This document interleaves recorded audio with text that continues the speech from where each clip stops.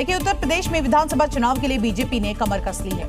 2027 के विधानसभा चुनाव को देखते हुए सरकार और संगठन के बीच समन्वय की कवायद यहां पर तेज होती हुई दिखाई दे रही है, जिसकी तस्वीरें रोजाना सामने आती है। सीएम योगी ने पहले गाजियाबाद और उसके बाद अब आगरा में संघ की जो बैठक है उसमें शामिल होते दिखाई दिए, जहां संघ के पदाधिकारियों के साथ एक महत्वपूर्ण बैठक में सरकार के कामकाज पर जमीनी फीडबैक लिया गया। चुनावों के मद्देनजर कई अहम मुद्दों पर चर्चा हुई। बैठक का मकसद सरकार की योजनाओं के प्रभाव और संगठन के सुझाव को सीधे तौर पर समझना था, ताकि प्रशासनिक स्तर पर इसे ठीक किया जा सके। वहीं इस दौरान सीएम योगी ने आगरा में मेडिकल कॉलेज का तोहफा दिया। इसके साथ ही समाजवादी पार्टी पर जमकर हमला भी बोला। तो उत्तर प्रदेश में अंदर वन डिस्ट्रिक्ट वन माफिया जरूर हावी था, मेडिकल कॉलेज नहीं थे।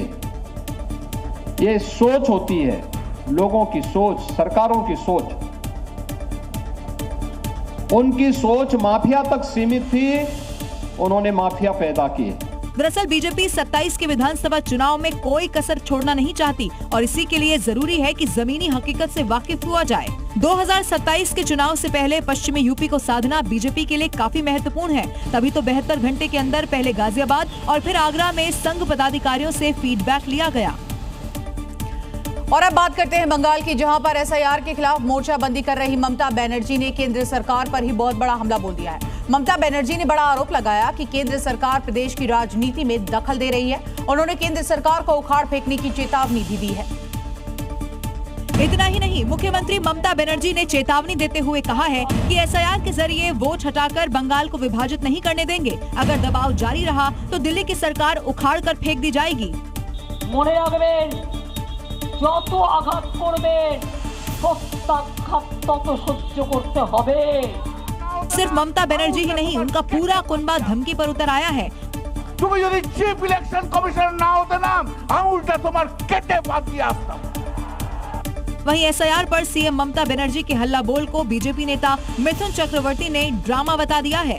सब all stage dramas, nothing else। अपनी एसआईआर की करबेन। बंगाल में एसआईआर के खिलाफ सियासी महाभारत ने प्रदेश की सियासत को गर्मा दिया है।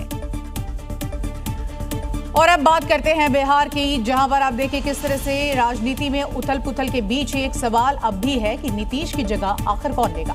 इस पर लगातार आप देखिए सस्पेंस बरकरार है। बीजेपी में अब तक के रिकॉर्ड को देखिए तो यहां तक कौन सीएम की गद्दी तक पहुंच जाएगा, कहा बिल्कुल भी नहीं जा सकता। और इसीलिए सभी विधायक और वरिष्ठ नेताओं ने मौन धारण कर लिया है। नहीं तो उनका सीएम की रेस से पत्ता कटना तय है। केवल सीएम पद ही नहीं, बल्कि बिहार में नीतीश कुमार के बेटे निशांत को भी मंत्रिमंडल पर शामिल किया जाएगा। ऐसे में सवाल है कि अगर निशांत मंत्रिमंडल में शामिल होंगे तो उन्हें क्या जिम्मेदारी दी जाएगी। सूत्रों के मुताबिक निशांत की भूमिका पर चर्चा जारी है। सीएम और डिप्टी सीएम को लेकर लगातार चर्चाओं का बाजार गर्म है। इन सब के बीच गृह मंत्री अमित शाह ने बिहार के डिप्टी सीएम सम्राट चौधरी को दिल्ली बुला लिया है। आज अमित शाह और सम्राट चौधरी के बीच मुलाकात के बाद बिहार के लिए अगले 4 साल का रोड मैप तैयार होगा।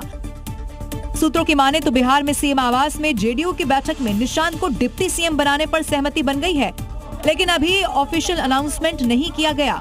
बिहार में इस राजनीतिक उथल पुथल के बीच सबकी नजरें अब नए मुख्यमंत्री पर है।